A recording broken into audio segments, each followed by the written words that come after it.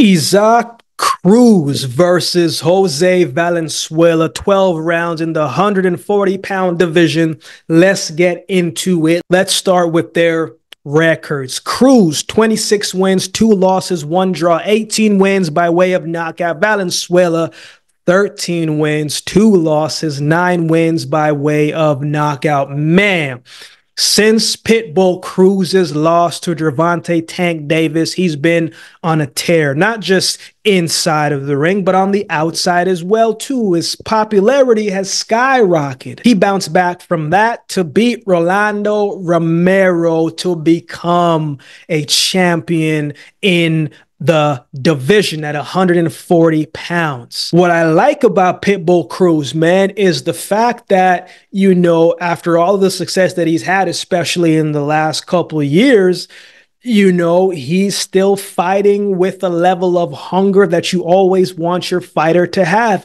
He doesn't talk a whole bunch of trash. He doesn't say a whole lot of things. He doesn't say much. But when he gets inside of the ring, man, he lets the hands, old school, do the talking. You know what I'm saying? The hands do the talking for Pitbull Cruz. Now, Valenzuela is moving up to 140 pounds.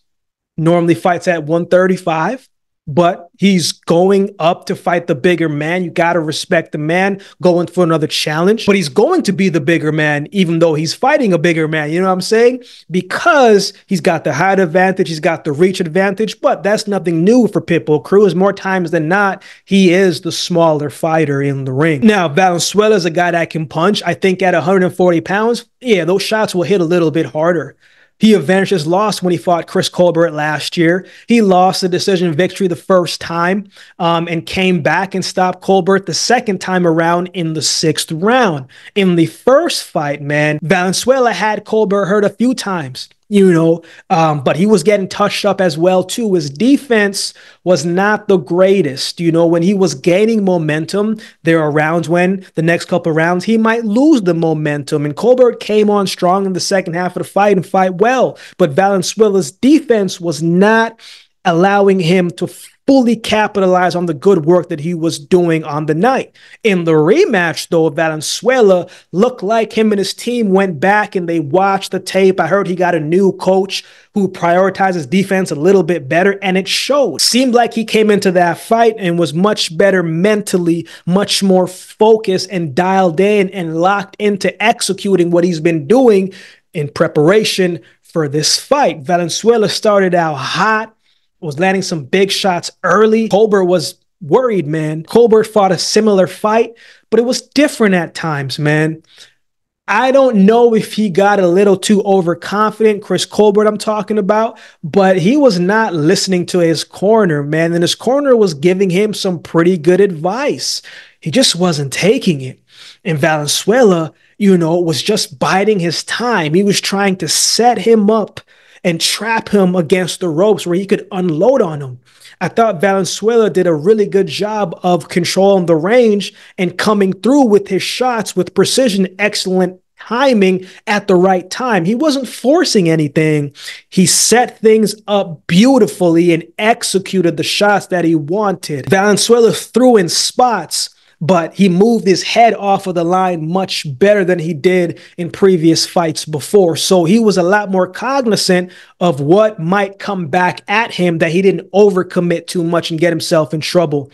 Rayo, he would go on to get that 6-round stoppage win with that beautiful leaping right hand that, was a knockout of the year candidate. But that fight showed me a few things about Rayo, man. His improvement in his skills and being coachable and making the right changes to make him successful, man. In high elite sports, you always want to be coachable. And I thought he fought a disciplined fight. Colbert was trying to bait Rayo in a couple times in that fight, and Rayo didn't fall for it. And you have to give him credit for that, because in the first fight, he fell for it, but not this time around. Now, stylistically, I don't think Rayo has fought a style similar to Pitbull Cruz before.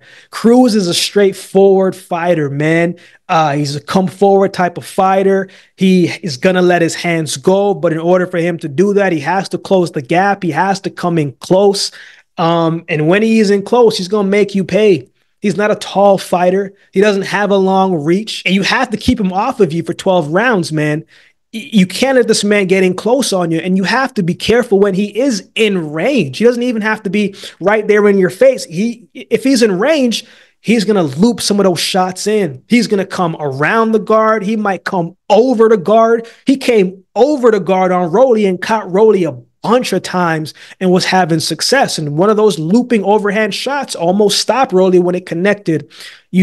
Cruz is definitely heavy pressure from round 1 to round 12. It's tough. It's tough. And the man's got a granite chin. I'm not going to speak for you, but you will let me know if you've seen it. But from the fights that I've seen of Cruz, I haven't really seen him hurt inside of the ring. I haven't seen it yet. Can Rayo hurt him? I believe any man can be hurt with the right shot at the right time. On paper, yes, of course, Rayo has the power to do it. But we haven't seen Cruz really hurt yet to know that if he can fully really be hurt just yet. But Rayo, he possibly could do it. He's got good pop in his shots. So we don't really know just yet. We're going to have to figure that out. I don't even think Cruz has been dropped to his knees before just yet. He hasn't been dropped on the canvas yet, where we know Rayo has fallen before against Edwin De Los Santos. But Rayo can also take a shot. He does look like a more improved version of him since his last fight. So that's going to work in his favor. He looked good in his last fight. But so did Pitbull Cruz. So this is going to be a nice, interesting matchup, man. So who wins? Before I give my pick on this fight, I have something real quick to share.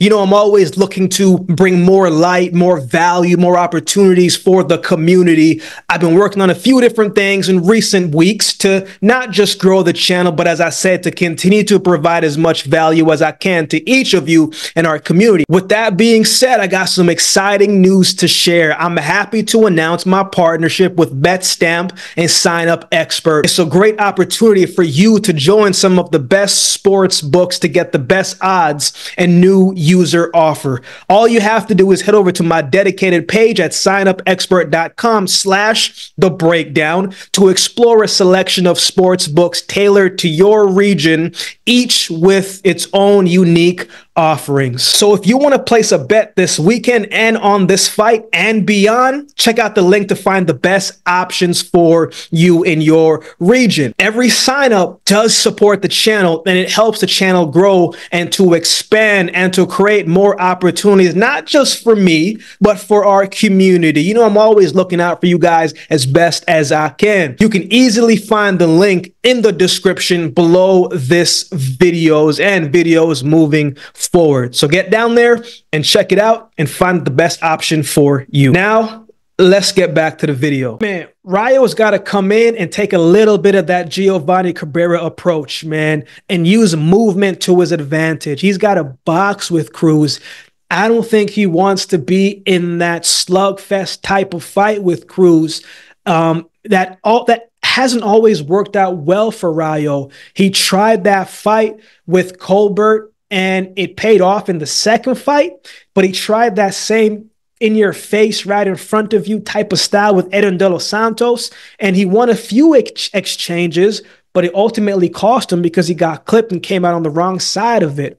Cruz is used to fighting guys who can move, and he likes to obviously fight guys who want to fight and stay engaged right in front of him. But he has shown that, it's not the greatest style for him. When he fought Cabrera, he had problems cutting off the ring when he fought Cabrera. Valenzuela is a bigger puncher than Cabrera, but I don't think he has the chin like Cabrera either. So personally, man, I'm very curious to see if Rayo can hurt Cruz and how he's going to handle that relentless pressure and aggression for 12 rounds, every single round, and how he's going to handle Cruz's power. I think it's going to be a tough fight, man. It's not impossible for Rayo to hurt Cruz by no means, but I think if Rayo is going to win this fight, I think he's going to have to put on an excellent boxing performance. But at some point, he's going to have to stand and trade with Cruz. And Cruz being a little bit shorter, he's a little hard to hit at times. And if Rayo goes to the body, maybe that's an avenue that he can take advantage of, man. From what we've seen, from Cruz so far, it's hard to go against him. I like Pitbull Cruz to win this fight by stoppage. I don't think Cruz is going to respect Rayo's power. And if Rayo can't earn it, and if Rayo is hitting him with everything that he's got and Cruz is still there, that could play mental games with him. And from what we've seen from Cruz, as I've said just a couple seconds ago, man, it's hard not to think that he's not going to win this fight. So those are my thoughts. I would love to hear from you. How do you think this one goes? Who do you have winning this one? Let me know in the comment section below. I don't always get to do all the suggested videos you guys suggest in the comment section below, but if you become a member, those suggested videos rise to the top, and I will do my best to get those done for you that week. Or if you'd like to become a member just to show love and to support the channel, that would be greatly, greatly appreciated. If you'd like support by way of donation, you can find options in the description below. Also, my Cash App handle, social handle will be on screen as well.